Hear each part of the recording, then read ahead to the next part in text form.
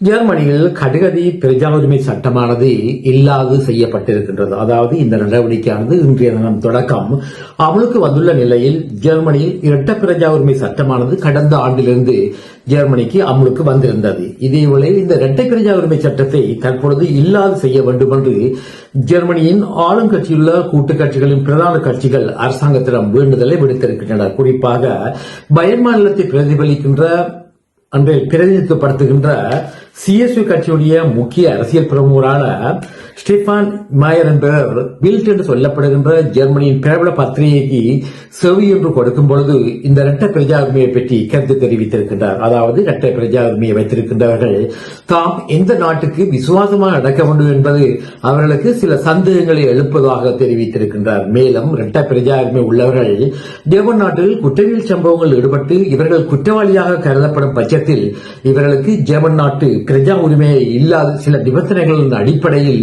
இல்லாது செய்ய வேண்டும் என்ற கருத்தையும் இவர் முன்மொழிந்திருக்கின்றார்.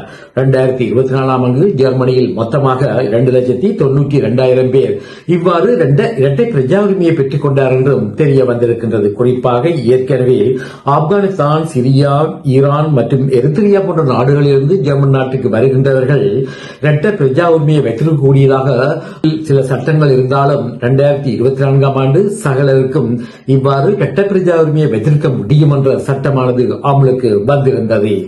அண்மை காலங்களாக ஜெர்மனியுடைய தற்போதைய உள்ளூராட்சி அமைச்சரானவர் அகதிகள் விடயத்தில் கடுமையான நடவடிக்கைகளை எடுத்து வருகின்ற நிலையில் குடியேற்றவாதிகளுக்கு எதிராகவும் சில நடவடிக்கைகளை மேற்கொண்டு வருகின்றார். குறிப்பாக ஏற்கனவே அமுலில் இருந்த கடுகதி பிரஜா உரிமை சட்டத்தை இல்லாது செய்த பிற்பாடு தற்பொழுது இவ்வகையான கருத்துக்கள் பிரதிபலிக்க ஆரம்பித்திருக்கின்றது.